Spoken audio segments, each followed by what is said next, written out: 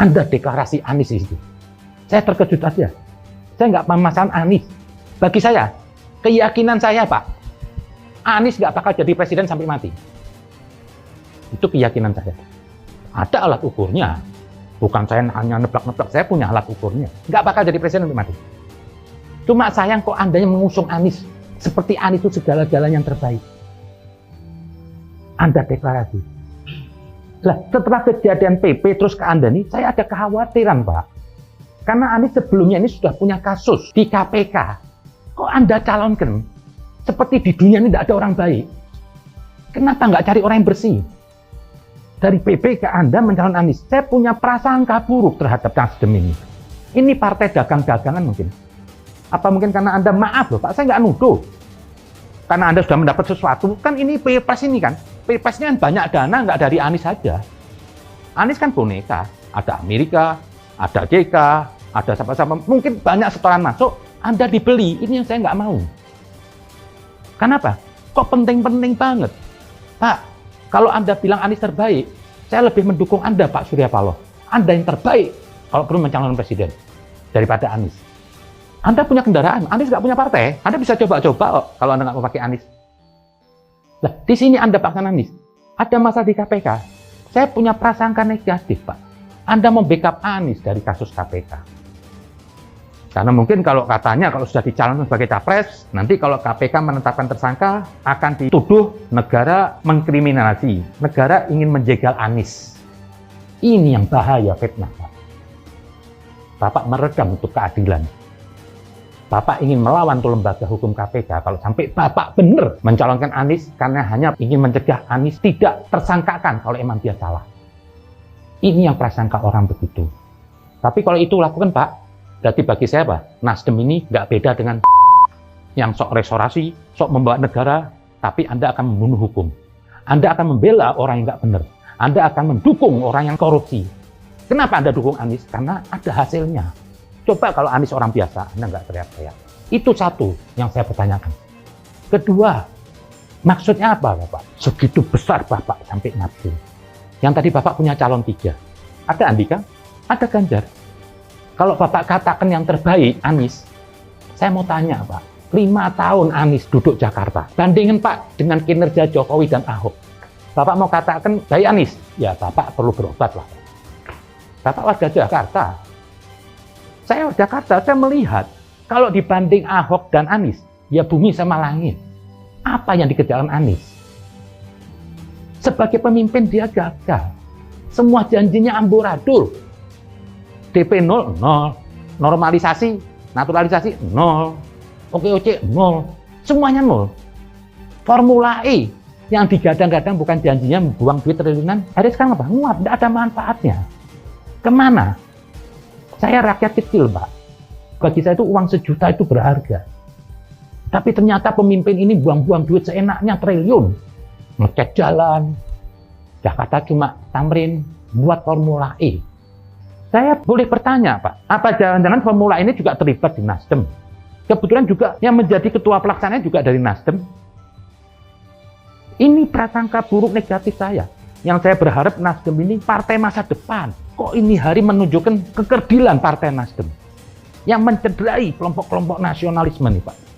Kok Bapak usung orang yang lahir dari politik identitas agama? Yang sekarang ada yang bersilat lidah, orang Anda mengatakan politik identitas agama boleh.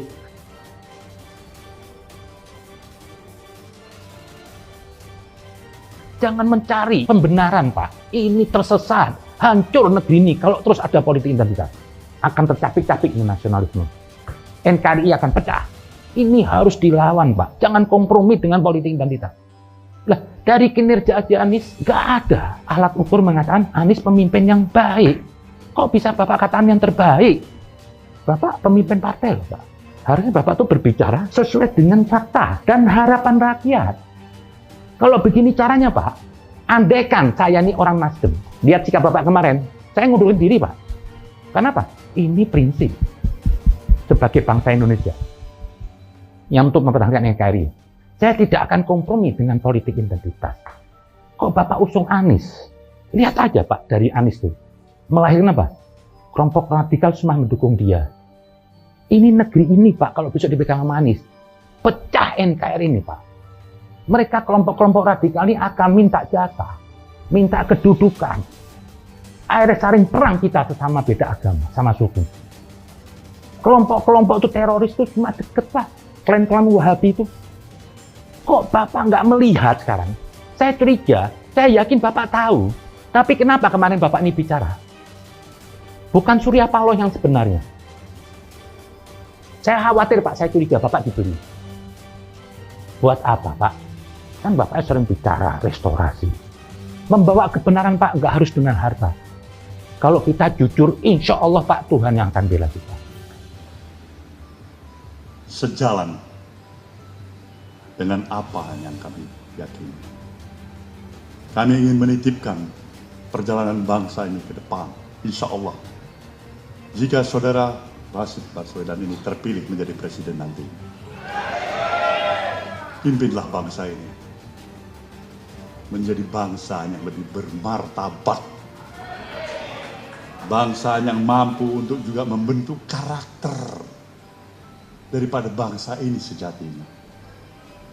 Kita tidak hanya bisa membangun perjalanan kehidupan bangsa ini dengan melihat aspek pembangunan fisik semata-mata. Itu diperlukan dan amat kita perlukan. Tapi yang tidak kalah lagi diperlukan adalah nation and character building. Membangun karakter anak-anak bangsa ini. Saya meminta saudara untuk mengawal pencalonan Partai Nasdem terhadap saudara Anies Baswedan. Dia mengatakan mencalonkan yang terbaik dari yang baik-baik. Itu adalah Anies Baswedan. Saya terkejut aja lihat. Kok sekelas Surya Paloh ini berbicara seperti orang nggak punya alat ukur. Nggak melihat fakta lapangan. Dia bisa mengatakan Anies yang terbaik dari baik-baik. Apa sih yang terbaik dari Anies? Sebuah berita atau satu pertanyaan di nnc-netralnews.com, Anies Baswedan gagal pimpin Jakarta. Saya menilai Anies gagal mengelola APBD DKI Jakarta untuk menyelesaikan berbagai persoalan klasik di ibu kota. Tugas Anies Baswedan sebagai Gubernur DKI Jakarta berakhir pada 16 Oktober 2022 yang lalu. Lantas seperti apa kinerja Anies selama 5 tahun memimpin ibu kota Jakarta? Hal ini menjadi sorotan pengamat kebijakan publik Sugianto SGY. Ia menyampaikan sejumlah catatan terkait kinerja Anies Baswedan selama menjabat Gubernur DKI Jakarta. Secara garis besar, SGY menilai Anies gagal mengelola APBD DKI Jakarta untuk menyelesaikan berbagai persoalan klasik di ibu kota. Baginya, jargon Anies maju kotanya bahagia warganya menjadi sia-sia atau tak berguna bahkan gagal total. SGY memaparkan selama 5 tahun memimpin lewat APBD DKI Jakarta, Anies Baswedan diperkirakan telah mengelontarkan duit rakyat sebesar 395,74 triliun. Angka ini dihitung dari APBD P tahun 2018 hingga APBD P tahun 2021 dan APBD murni tahun 2022. Adapun perkiraan rincian adalah pada APBD P 2018 sebesar 83,26 triliun, APBD P 2019 86,89 triliun rupiah, APBD P 2020 63,23 triliun rupiah, APBD P 2021 79,89 triliun rupiah, dan APBD murni 2022 82,47 triliun rupiah. Dengan total APBD berkisar 395,74 triliun rupiah itu, seharusnya Anies Baswedan dapat meningkatkan indeks kebahagiaan Provinsi DKI Jakarta, artinya tingkat kebahagiaan masyarakat Jakarta juga harus ikut naik. Namun faktanya indeks kebahagiaan Jakarta pada tahun 2021 berada pada tingkat ke-8 terendah dengan skor 70,68. Angka skor kebahagiaan Provinsi DKI Jakarta 70,69 ini menurun menjadi 0,65 poin dibandingkan dengan skor tahun 2017 yakni 71,33, kata SGY dalam keterangannya Sabtu 15 Oktober 2022. SGY menyampaikan informasi data tersebut didapat dari laman resmi BPS, Indeks tentang Kebahagiaan Daerah Provinsi. Ini diukur menggunakan 3 dimensi. Dimensi pertama diukur berdasarkan kepuasan hidup warga, life satisfaction, perasaan, efek, dan makna hidup, eudaimonia. Masih merujuk pada data BPS, angka ungkap SGY diketahui Banten berada di urutan terbawah daerah yang paling tidak bahagia penduduknya di Indonesia dengan nilai indeks di angka 68,8, sedangkan Provinsi DKI Jakarta berada di urutan ke-8 dengan nilai indeks 70,68.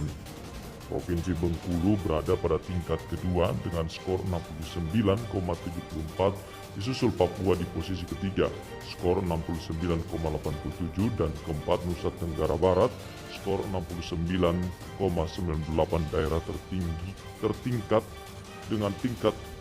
Daerah dengan tingkat indeks kebahagiaan terendah kelima yakni Jawa Barat, skor 70,23, kemudian ke-6 Nusa Tenggara Timur, skor 70,3, lalu ke-7 Sumatera Utara, skor 70,57. Kemudian Provinsi DKI Jakarta berada pada posisi ke-8, skor 70,68. Diikuti Provinsi Aceh di posisi ke-9, skor 71,24, dan terakhir Provinsi Sumatera Barat, skor 71,34. Menurut SGY, memperhatikan skor angka indeks kebahagiaan DKI Jakarta hanya 70,68, maka hal ini dapat dianggap sebagai wujud kegagalan Gubernur DKI Jakarta dalam membahagiakan warganya. Jargon Anies, maju kotanya bahagia warganya, menjadi sia-sia atau tak berguna dan gagal total, ujar Ketua Masyarakat Pemerhati Jakarta Baru Qatar itu. Lalu bagaimana dengan persoalan Jakarta lainnya? Apakah dengan total APBD yang berkisar 395,74 triliun rupiah itu dapat menyelesaikan persoalan klasik di Jakarta? Sepertinya pertanyaan-pertanyaan tersebut di atas tak perlu dijawab lantaran indeks kebahagiaan DKI Jakarta saja gagal ditingkatkan. Ini artinya Gubernur Anies dapat juga dianggap telah gagal meningkatkan kebahagiaan warga Jakarta, tutur SGY. Tetapi demi transparansi perlu juga menjelaskan kegagalan Anies, yakni gagal mengatasi masalah klasik Jakarta. Di antaranya Gubernur Anies gagal mengatasi masalah klasik yaitu banjir Jakarta. Artinya di era Gubernur Anies Baswedan, Jakarta masih saja tetap diterjang banjir. Gubernur Anies lanjut gagal juga mengatasi masalah klasik lainnya yakni macet Jakarta. Dalam hal ini khususnya gagal menyelenggarakan sistem elektronik road pricing ERP atau jalan berbayar. Padahal ERP sudah digagas Gubernur Jokowi sejak tahun 2013. Kemudian pada era Gubernur Ahok, ERP juga telah dilakukan uji coba. Bahkan pemenangan tender ERP juga sudah ada. Kebijakan ERP diyakini bisa mengurangi kemacetan Jakarta dengan dasar prinsip keadilan, bukan dengan kebijakan ganjil genap, jelasnya. Selain itu, SGY menilai Gubernur DKI Jakarta Anies Baswedan juga gagal mengatasi masalah klasik sampah, yakni mengadakan tempat pengelolaan sampah modern atau Intermediate Treatment Facility ITF. Sedangkan program ITF sudah disusun saat era Gubernur Fauzi Bowo, Foke. Bahkan Gubernur Anies juga telah melakukan groundbreaking ITF Center pada 20 Desember 2018, tetapi sampai saat ini ITF belum terwujud lengkapnya. SGY menambahkan kegagalan lain Gubernur Anies Baswedan yaitu DP program rumah DP 0%. Program ini gagal lantaran targetnya membangun 232.214 unit, sedangkan sampai saat ini Pemprov DKI Jakarta hanya berhasil membangun 2.322, sedangkan targetnya 232.214 yang dibangun, yang sampai target hanya 2.000 sekian unit hunian DP 0% saja. Hal ini menjadi fatal lantaran Perda Rencana Pembangunan Jangka Menengah Daerah RPJMD 2017 sampai 2022 yang berkaitan dengan program rumah DP 0% juga belum direvisi sebelumnya. SGY menyatakan beberapa uraian tentang kegagalan Gubernur DKI Jakarta Anies Baswedan cukup dijadikan dasar untuk mempertanyakan penggunaan duit rakyat berkisar 395,74 triliun rupiah tersebut. Artinya Gubernur Anies Baswedan dapat dianggap telah gagal menggunakan duit rakyat tersebut untuk mengatasi persoalan klasik ibu kota Jakarta. Dengan demikian, maka masyarakat dapat menilai kinerja Gubernur Anies Baswedan secara objektif dan apa adanya selama 5 tahun ini, katanya demikian. Oke teman-teman, terima kasih sudah menonton video ini sampai selesai. Dan sampai ketemu lagi di konten kami selanjutnya. Silahkan tinggalkan komentar Anda di kolom komentar yang tersedia. Tulisan ini ditulis oleh Adil Manafe dan editornya Irawan Hadi Prayitno.